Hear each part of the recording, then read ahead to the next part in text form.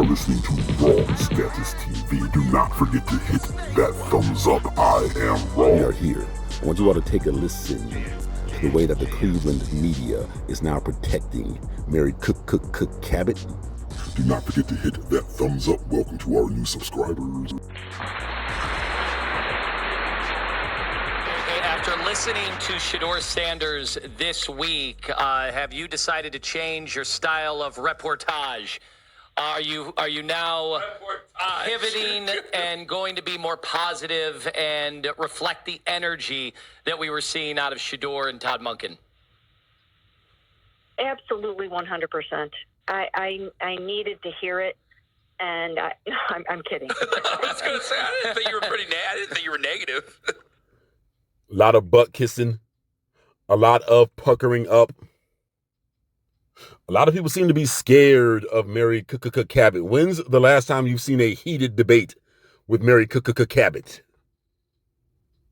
You know, a lot of people out here are getting fed up with the act from big corporate sports, but we're going to keep going.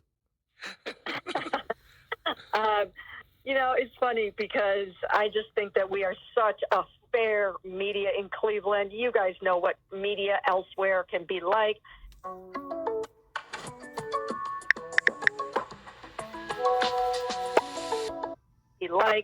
Sometimes I want to just let these guys go spend a week in Philadelphia or maybe New York, and then they'll see what a really tough media is all about. I think we're White Supremacy 101. Deception. You start with lies. Pretend like we didn't see what we just saw. Then you switch to I know something that you don't know. Kind of like the supercomputer with Dylan Gabriel. So when we talk about sports media, we talk big corporate sports. I always make sure to put that caveat on there. Or I'll say the white supremacist controlled media. You see, it doesn't matter if it's Philadelphia or Cleveland or New York City or Miami or Washington, D.C. or Los Angeles, Phoenix, Seattle, Chicago, Houston. If it is big corporate sports, ESPN, 92.3 The Fan, Fox, CBS, Peacock, NBC, HBO, it's all the same damn thing. Some are more diverse than others. Some are more lenient than others. I always enjoyed Brian Gumbel's Real Sports on HBO, one of the best shows in sports of all time. But it's the same type of bias. Nobody out there really has the guts to say Deshaun Watson should not be harassed about charges that never came into fruition. Maybe those bimbos were lying. Nobody has the guts to say that on the air. Of course not. Well, why? Because there's an agenda at play. Now, these people sit here, in particular, Mary Cabot and others. They talk about the supercomputer of Dylan Gabriel. When they use the term processing for a white quarterback, it's always in a positive manner. But when it comes to a black quarterback, she's seriously asking this guy, what do you do to learn the playbook? Shedeur Sanders' answer to that nonsense was classic. I'm going to expand on what I mean in a minute. very, very fair here in Cleveland, and I think we have been from day one with Shedeur. And I don't really even know exactly what he's talking about, but I don't think that I don't think we need to change. Now, she slowed down her speech pattern, and she was searching for words, which means she is lying. Allegedly. She doesn't know what he's talking about. You have not been fair with Shedeur Sanders from day one in Cleveland. But again, white supremacy, which I suspect Mary Cabot and Mr. Big Nose Lima here are. It's always a throw the rock and hide your hand, sleight of hand, pulling a rabbit out of their hat. out of their sleeve. I mean, either or. It's a trick bag.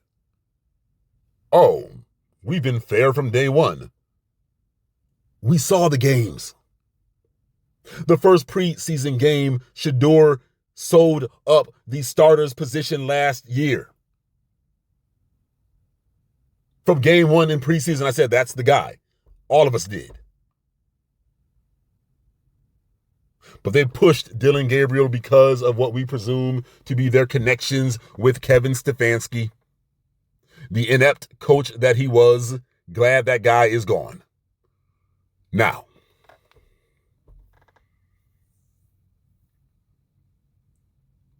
the agenda is to always affect the black athlete's salary or his public image. Ben Roethlisberger was accused of a hell of a lot more than Deshaun Watson. He was inducted into the Hall of Fame. They didn't even mention any of his drama or saga or controversial sexual situation. Let's keep going. How we're doing our jobs. I know C.J. Gardner-Johnson was going after Philadelphia media yesterday. They do have I know John, who's from our new producer, who's from Philadelphia, is like, I can't believe you guys are so nice here. And we're going, what? He goes, oh gosh, it's so nice here in Cleveland. I do think it might be a little jarring for a lot of guys. I mean, these guys come from really good programs, really successful programs where it's never that, but usually it's not that bad. And then they come here and it's like, yeah, you got to prove it. And there's a lot of history there that says you might not be able to. So that might be a little bit of a surprise to them. Mary Kay, I would love to ask you the leader in the clubhouse for quarterback right now, but it might be a little bit too early, is it? Yeah, it's too early. It's definitely too early. We have to let this thing play out. The key thing here is that Todd Monken would like to have a really good handle on who his QB1 is coming out of these spring practices. So every single thing that they do is being scrutinized. And it's, how they treat their teammates. It's media, what they do on the field, what they do in the classroom. So they really need to make sure that every single thing that they're doing says starting NFL quarterback, character, you name it. So we'll see how. She doesn't know what she's talking about.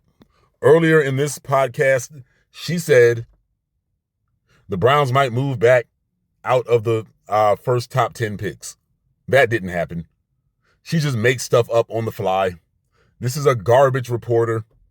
Her and anybody of her ilk needs to get called out in real time, in real life. You see, the people have camera phones as well. It's nothing for a fan or for an independent podcaster or reporter to get themselves a press pass in Cleveland. Put the camera in Mary K Cabot's face and Jason Lloyd's face and Anthony Lima's face and the rest of the nonsensical idiots. You can do this throughout the country as well. And say, why do you keep talking about the intelligence and the ability to learn and comprehend of Shedeur Sanders, but not white quarterbacks? Do you think it's okay that the Browns honored Charlie Kirk? How do you feel about Charlie Kirk, Mary Kay? Since we're talking character,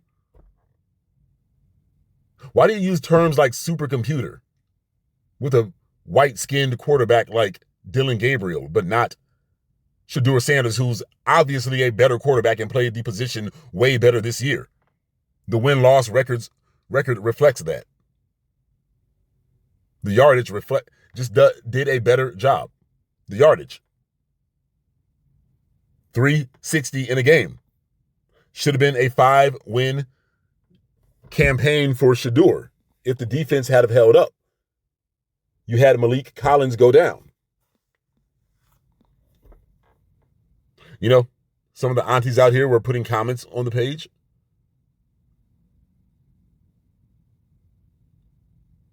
Will there be aunties with press passes out here at these question and answer sessions? Forget the players, let's question the media. What are you talking about? Why do you keep on saying these things that just are not coming true? Well, this can be handled in another way as well. Remember Kevin Durant with Charles Barkley.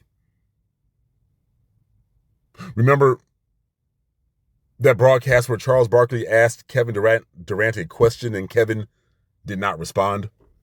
It was a few years back. Look that one up. An awkward silence. You could hear a pin drop. Charles felt dumb, but it was because of the derogatory negative things that Charles has had to say about Durant and his teammates.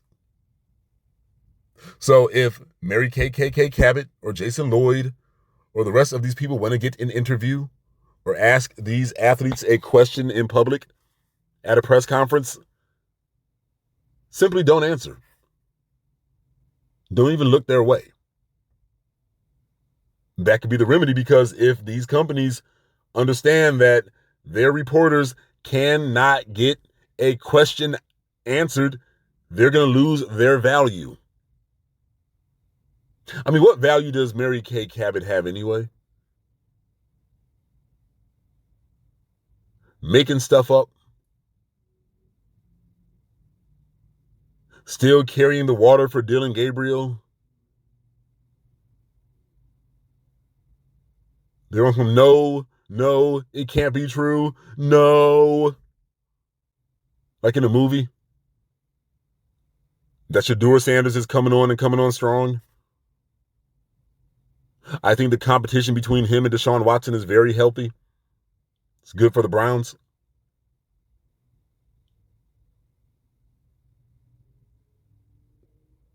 But we're not going to pass off this obvious agenda, what we see, to we're just being tough reporters. No, you're not.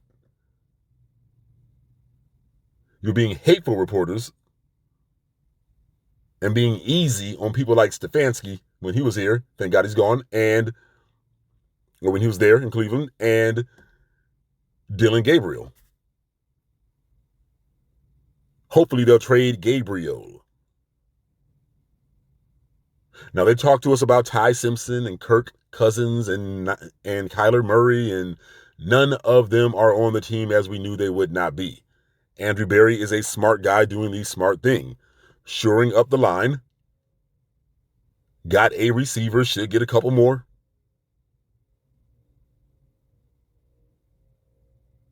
And no more inside information. That's why they have been forced to make things up. So, not going to let them act as if we are somehow blowing things out of proportion. She got embarrassed at that press conference. That's what's going on here. The other day with Shedeur Sanders, I did a reaction video to it. It's just that simple. Looking real foolish. And I hope the day does come where she gets a microphone stuck in her face. She starts getting ignored at these pressers. No, we don't want to talk to you. You're full of it. Yeah, you can ask the question, but I don't have to answer. Contractual obligations, that may be. One word answer, moving on, next question. But you all let me know what you think. Leave your comments in the box. Raw status.